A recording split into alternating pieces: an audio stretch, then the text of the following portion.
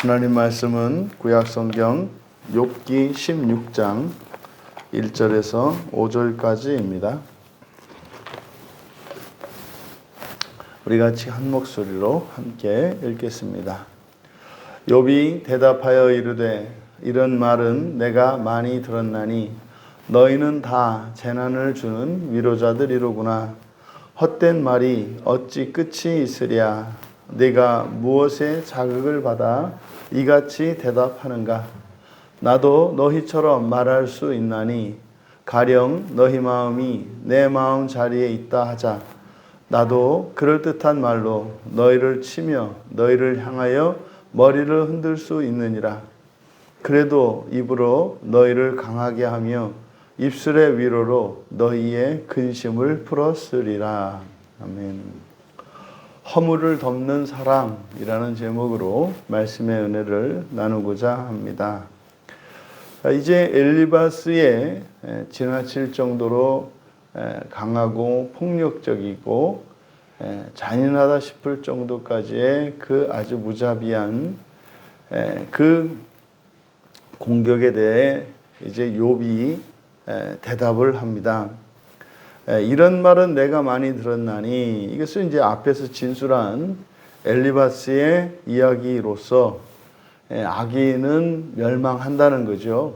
근데 이것은 그러니까 이런 말은 내가 많이 들었다. 그러니까 일반적인 잠언인 거죠.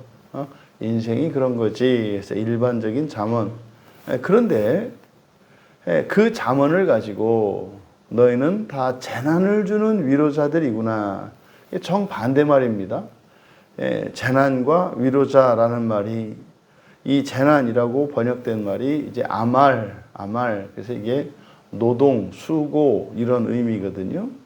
그러니까 오히려 고통을 준다 이 말이죠. 오히려 고통을 준다. 그런데 위로자라는 말이죠. 여러분, 원래 잠언이라고 하는 것의 이 잠언의 목적은 교훈과 위로죠. 교훈을 주고 돕고 위로하려는 거죠. 그런데 이것이 악용되고 있음을 피력한 거예요. 그러니까 사실상 이 엘리바스가 누굽니까? 욥의 막역한 친구로서 욥의 고난 소식을 듣고 천리길도 마다하지 않고 달려왔던 위로자였지 않습니까? 근데 그들이 이런 일반적인 잠언을 가지고 이제는 오히려 욥에게 고통을 가중시키는 그런 상황이 되어버린 거죠. 그래서 재난을 주는 위로자들이다, 이렇게 얘기를 한 거예요. 이어서 3절에 헛된 말이 어찌 끝이 있겠느냐. 네가 무엇에 자극을 받아 이같이 대답하느냐. 그래서 그들이 말하는 이 잠언이라고 하는 것은 본래적인 의미로 사용되고 있고 본래적인 목적으로 사용되는 게 아니라 잘못 쓰이고 있다는 거죠. 그래서 그들이 주는, 그러니까 엘리바스가 한 일반적인 잠언이 헛된 말이라는 거죠. 헛된 말이 어찌 끝이 있으랴. 그렇죠. 상대방을 공격하기 위해서 의미 없이 하는 말이야 뭐 이 말 저 말 상관이 있습니까? 그냥 뭐 사실이건 뭐건 적실성이 있건 없건 그냥 뭐 갖다가 끌어붙이면 뭐 되는 거죠. 그 이야기를 하는 거죠. 내가 무엇을 자극받아 이같이 대답하는가? 그러니까 왜 변했냐 이 말이에요. 일주일 동안 같이 나를 끌어안고 같이 죄를 쓰고 내 고통을 위로하면서 아파했던 네가 도대체 무슨 뭐에 자극을 받아서 이렇게 지금은 오히려 위로하러 왔던 내가 나에게 이렇게 고통을 주고 있는가? 그 이유를 묻고 있는 거죠. 뭐 여러분들은 아시죠? 왜 그런지. 이게 이제 자기 마음대로 해석을 해서 그렇고요. 거짓 감정 때문에 그렇고요. 그런 거예요. 실제로 누군가가 우리가 주변에 가까운 사람 중에 극심한 고통 가운데 있어요. 그러면 고통을 당한 사람은 뭐 고통이라는 게 참을 만큼만 이렇게 아프다가 사라지는 게 아니라 더 이상은 못 참을 것 같은데도 고통은 계속된단 말이에요. 그러면 당사자가 아닌 사람은요, 그 고통에 참여할 수가 없어요. 처음에는 참여할 수 있죠. 처음에는. 이렇게 처음에는 공감할 수가 있습니다. 아, 슬프겠구나. 아, 외롭겠구나. 아, 억울하겠구나. 이렇게 그거를 공감할 수 있습니다. 그런데 그 고통을 직접 겪는 당사자는 고통이 점점점 가중되거든요. 근데요, 이 공감 능력에는 한계가 있는 거예요.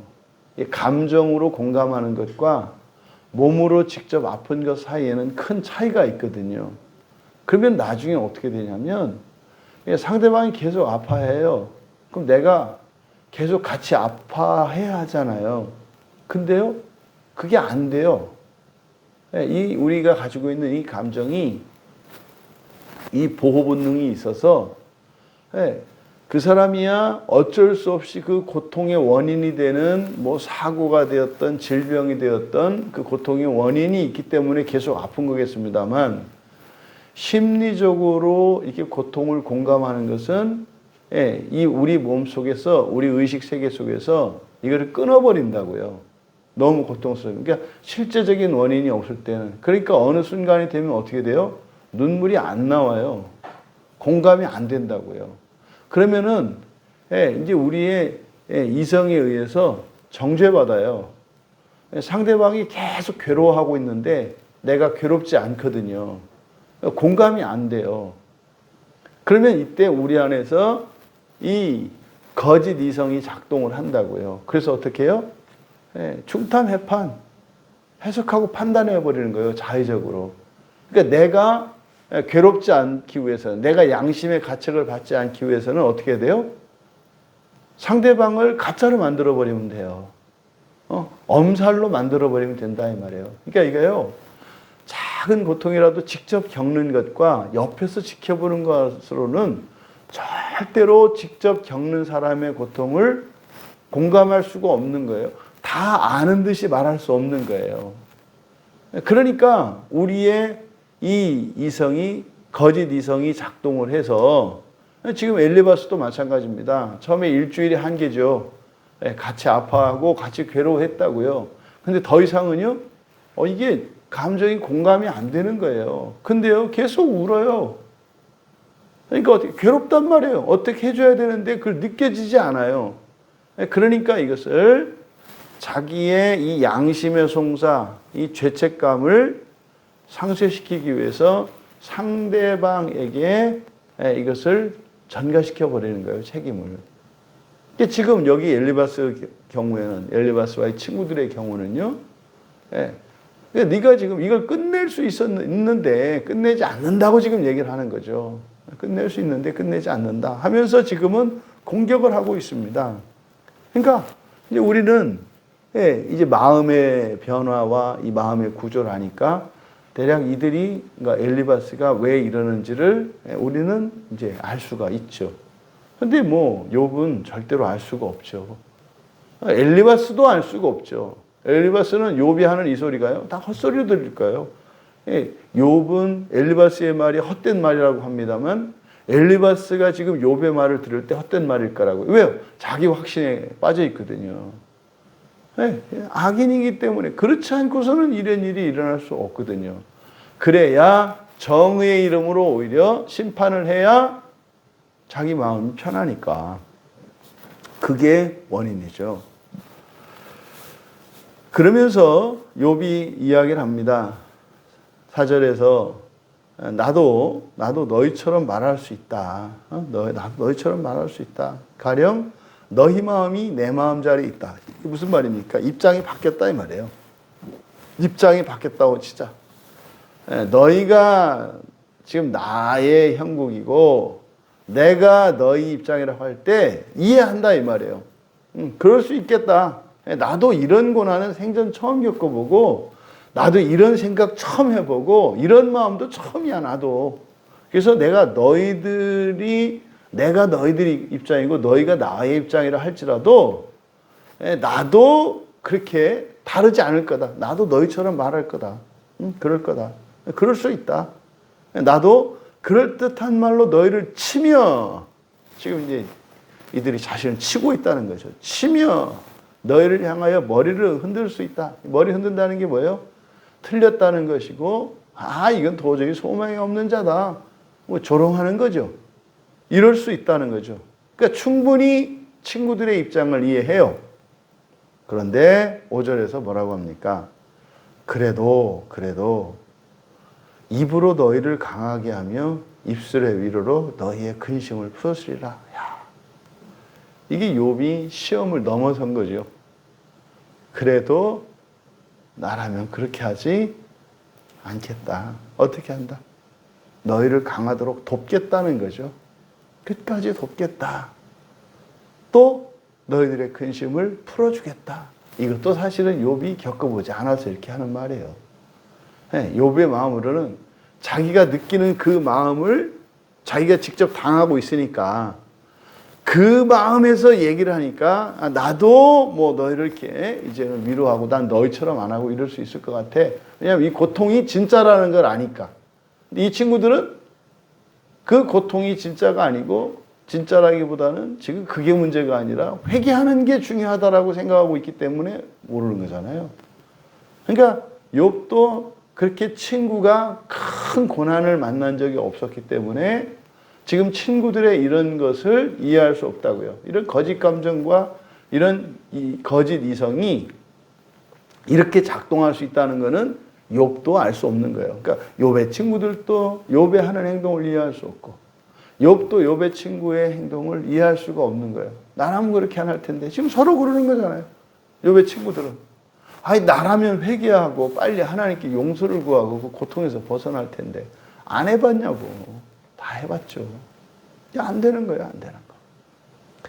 어쨌든 이 5절에서 밝히는 욥의 이 마음은 여기서 바로 친구들이 그러했음에도 불구하고 거짓 감정에 사로잡혀서 나도 복수하겠다는 심정으로 두고 봐라 나도 그렇게 하리라가 아니라 그렇게 당했음에도 불구하고 나는 그렇게 하지 않겠다. 이게 사랑의 승리죠. 친구들의 그 허물을 보복하려고 하는 게 아니라 오히려 친구들을 이해하고 어쨌든 바로 그 친구들의 허물을 덮고 있습니다. 이게 이제 욥은 친구를 버리지 않은 거죠. 자신을 공격했음에도 버리지 않은 거죠. 마치 여기서 우리 주님의 모습을 봐요. 제자들이 예수님을 배반하고 떠날지라도 그들이 배반한 것으로 여기지 않으시고 그 잘못을 잘못이라 하지 않으시고 죄와 허물로 인한 것임을 아시고 용서하시는 그 주님의 모습을 욥에게서 우리가 발견할 수 있어요. 여기서 우리가 얻을 수 있는 교훈이 있습니다. 지금 처음에 욥의 고난의 직접적인 원인은 사탄이었거든요. 근데 이후로는 사탄이 등장하지 않아요. 그리고 욥의 이 상황이 바뀌지는 않아요. 그냥 있는 그대로거든요. 그런데 고통이 계속 가중되고 있어요. 누구에 의해서? 욥의 친구들에 의해서. 지금 친구들이 사탄에게 이용당하고 있죠. 우리가 기억해야 합니다. 친구나 가족이나 사랑하는 사람이나 모든 사람이 시험의 도구로 사탄에게 이용될 수 있다는 사실. 이것은 나 자신도 예외가 아닙니다. 나도 누군가에게 고통을 가중시키는 사탄의 도구로 이용될 수 있다는 사실. 모든 사람들이 말입니다. 그러니까 지금은 믿었던 친구 아닙니까? 믿었던 친구마저도 사탄이 이용한다는 사실. 이거 기억해야 한다. 그때 이 시험에서 이길 수 있는 것은 오직 사랑이라는 거예요. 오직 사랑이라는 거예요. 그래서 사랑을 버리지 말아야 합니다. 이 사랑이라는 것은요, 또 친구 간의 우정이라는 것도 말입니다. 잘못하는 게 없는 게 아니잖아요. 사랑 안에는 죄와 허물이 있다고요. 그래도 변하지 않는 게 사랑인 거죠. 잘못하지 않는 게 사랑이 아니라 잘못을 하더라도 변하지 않는 게 사랑이에요. 그래서 죽을지언정 사랑을 포기해서는 안 됩니다. 만약에 정말 사랑을 포기하지 않기 위해서 죽었다면 그 사람은 다 이룬 겁니다. 다 이룬 거예요. 그 사람은 영광스러운 죽음이고요. 복된 죽음인 거예요. 그런 죽음과 동시에 하나님 나라로 영접받을 것이고요. 낙원에서 첫째 부활의 소망 안에서 그의 삶을 눈꼽만큼도 후회하지 않고 영광스럽게 주님 품에 안길 거예요.